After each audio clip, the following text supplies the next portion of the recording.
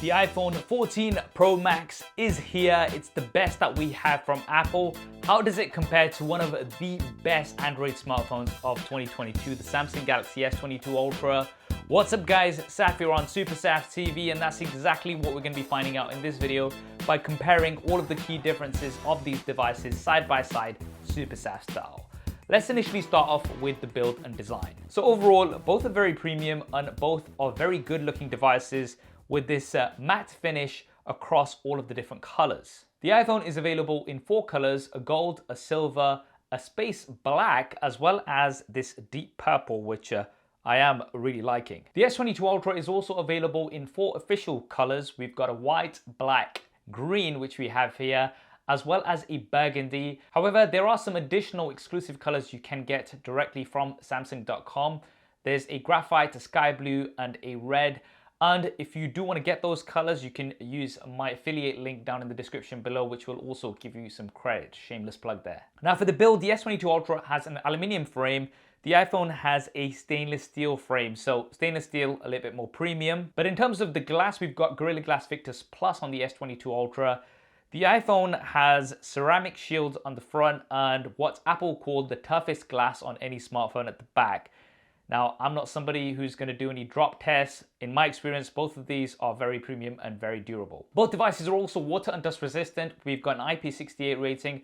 However, you can submerge the iPhone in water deeper compared to the S22 Ultra. You can do it up to 6 meters versus 1.5 meters.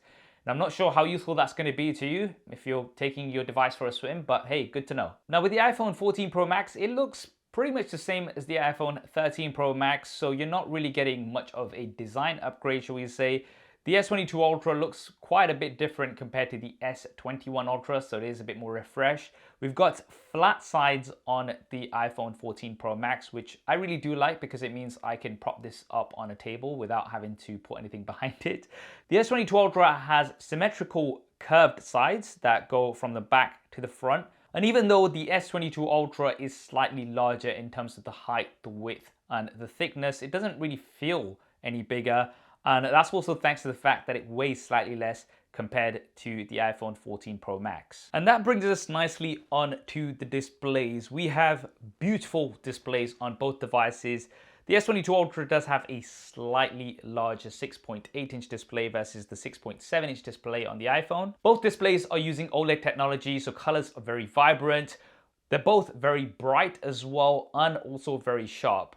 Now, the S22 Ultra is a tad sharper. It's not something that you're going to notice much in your day-to-day. But the iPhone is actually now brighter compared to the S22 Ultra, which is something that I wasn't expecting. We've got a peak brightness of 2000 nits outdoors, which makes this the brightest display on any smartphone out right now. Now that might not be a huge deal for a lot of people. It is a big plus for me because I'm always wearing these, and especially when it's a sunny day outdoors, it really makes a difference. And we have an adaptive refresh rate on both devices up to 120 Hz, making everything really smooth. But both are using LTPO technology, which means that they can go all the way down to 1 Hz, which is going to make them more efficient. As well as that, it means that both can have always-on displays. Yes, the iPhone finally has an always-on display. If you've been watching me here on the channel, you'll know that I've been complaining about this for many, many years. Now it's finally here, and it's quite different to the S22 Ultra. So with the S22 Ultra, I do quite like it. You get little icons for notifications, and you can see which apps those have come from. And you do have some customization. You can choose amongst lots of different clock styles, and you can also specify when you want the always-on display to come on and off. On the iPhone, you can pretty much switch the always-on display on or off. You can't specify times. It's going to work things out automatically. When you're sleeping, it's going to turn off by itself. If it's in your pocket, it's going to know it's in your pocket and it's going to switch off. And it does offer a lot of customization, and that's because it's essentially your lock screen just dimmed down. So including your wallpaper will be displayed on the full always on, whereas on the S22 Ultra, if you do want to have an image, it's just going to take up a small section. So both of these have advantages and disadvantages. Personally speaking, I do like them both. Now looking at the screen to body ratio, we do have a higher screen to body ratio on the S22 Ultra because we do have slightly smaller bezels as well as a very small punch out. Now on the iPhone 14 Pro Max, the bezels are slightly smaller compared to the iPhone 13 Pro Max, and Finally, we no longer have a notch. We have what Apple are calling a dynamic island, which is this pill-shaped cutout here in the middle. Now this does take up more space compared to the small punch out on the S22 Ultra. However, it does bring in lots of new functionality. I've covered this in previous videos, but essentially you're going to be able to have music playing here at the top, which you can then long press and action. You can have some shortcuts on here. You can have a separate bubble displaying a stopwatch or if you're on a call. And overall, I am quite liking this dynamic island because it's a different implementation which we haven't really seen before. So overall, excellent displays on both devices, some of the best out there in the market. I don't think you can go wrong with either. Traditionally, it's been an easy win for the Samsung because the iPhone has generally not been as bright and it's had that notch, but Apple has really stepped up the display game this year, and I can safely say that this time it is definitely a draw. Now, one of the reasons why we have this larger pill-shaped cutout on the iPhone is because of Face ID. So Face ID is still here and it works as expected. It's very fast.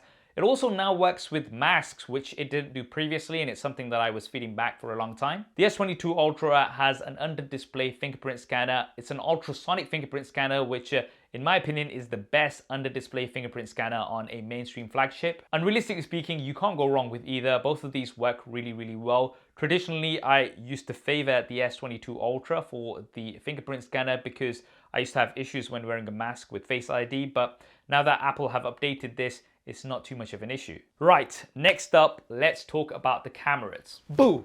Dude, sorry, man. Before I remind you to subscribe, I just wanted to let you know that we've actually done a Super SAS style camera comparison between the iPhone 14 Pro Max and the S22 Ultra.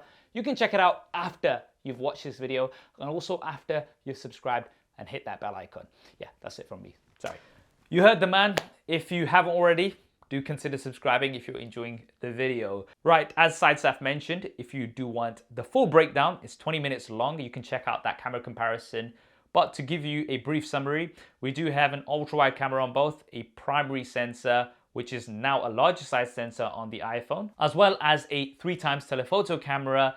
The S22 Ultra does have an additional periscope zoom camera, which will give you up to 10x optical zoom. And generally speaking, I think you can't go wrong with either of these cameras. They both take amazing images and video. With the S22 Ultra, you do get that versatility of focal length, and that zoom is, I would say, one of the best out there. You also get a better ultra-wide camera, in my opinion, with better dynamic range. And you get the best edge detection that I've tested on any smartphone.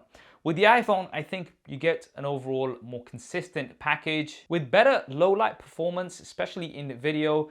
And the iPhone, once again, is still king in video with great dynamic range, exceptional stabilization, especially with the new action mode, and a very usable cinematic video mode where it's gonna blur the background. I was actually really impressed with this. So once again, excellent cameras overall on both devices. I wouldn't have a problem picking up either of these. You can check out the Super SAS style camera comparison if you want more details, but I know a lot of you guys are gonna ask me which one of these would I pick up for an overall camera package for photos, videos, all of the different features.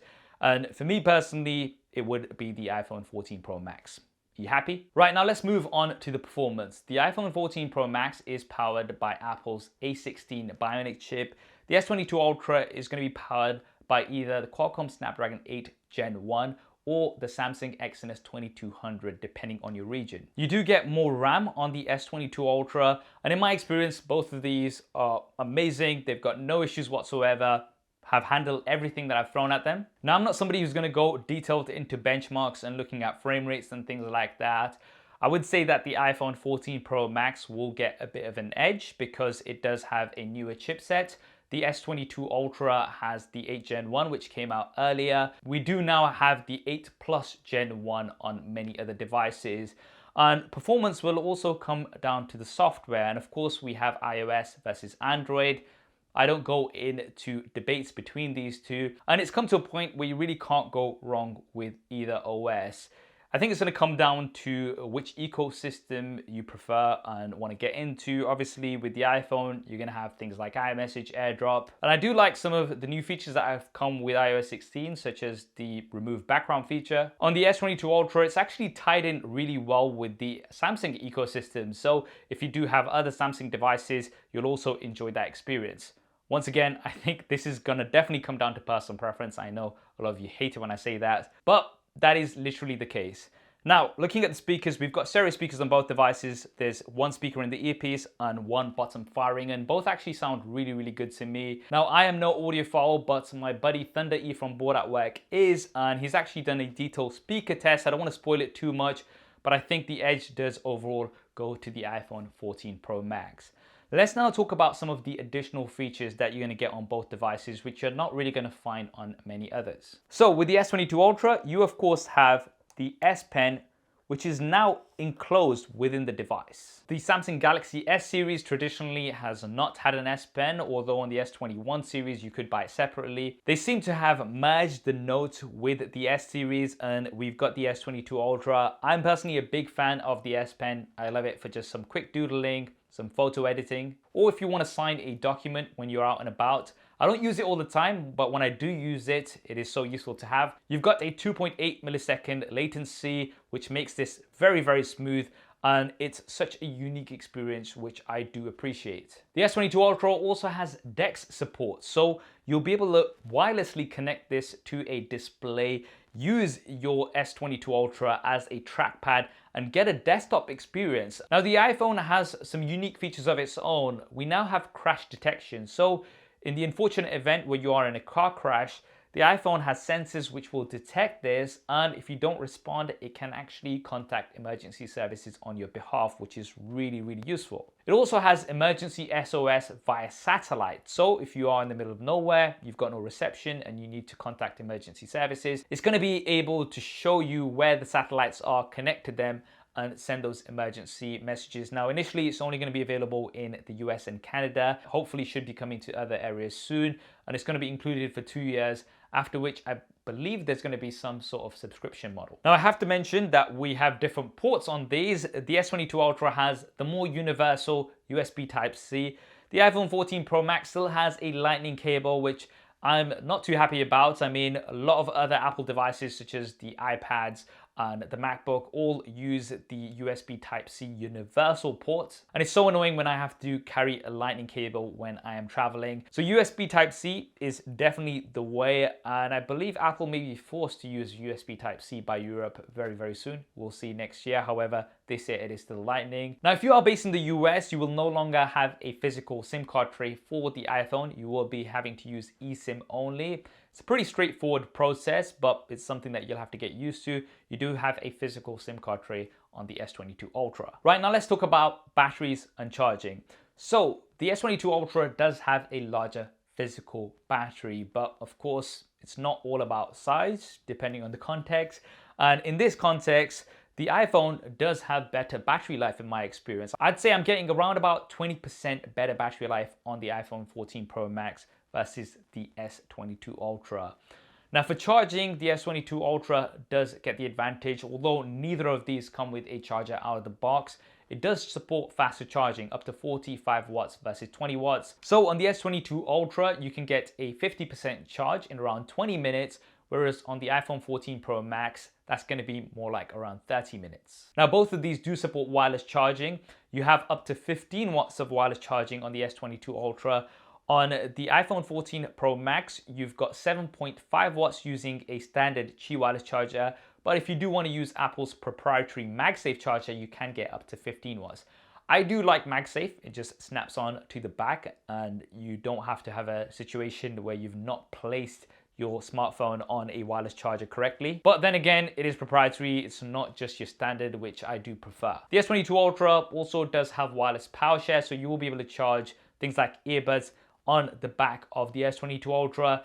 And it's not something that I have used much at all, but it might be useful in some situations. Right, finally, let's look at the storage versions and pricing. So both of these are available in the same storage variants, 128, 256, 512 gigabytes, as well as a massive 1 terabyte version. Now, if you do look at launch prices of the S22 Ultra, it is priced higher in the US compared to the iPhone, but lower in the UK compared to the iPhone. Apple have increased the price for the new iPhone 14s quite a bit in the UK and other regions. Now, I'm not sure why this is, but it is a little bit unfortunate for us living here in the UK. And with the S22 Ultra, because it has been out for a few months now, you can actually get it lower than what it initially came out for. I've seen it for around about £900 to £1,000, depending on where you get it. And Samsung also are offering lots of really good trading deals, as well as additional credit using my affiliate link down in the description. You don't have to use it if you don't want to, but if you are going to get an S22 Ultra, you may as well. So overall, you will be paying less in most regions for the S22 Ultra now that it is a few months old compared to the iPhone 14 Pro Max. And that is the detailed comparison between the iPhone 14 Pro Max and the Samsung Galaxy S22 Ultra Super SAF style. Personally speaking, I like both devices. I think they've both got their advantages and disadvantages, but it's never been closer. I love to see this competition.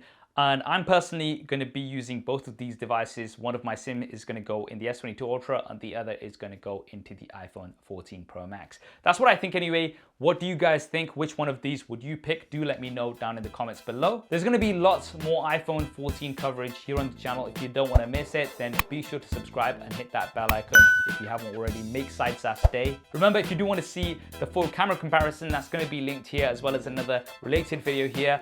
I hope you enjoyed this video and found it useful. If you did, then do smash that like button for me. Thanks for watching. This is Saf on Super Saf TV, and I'll see you next time.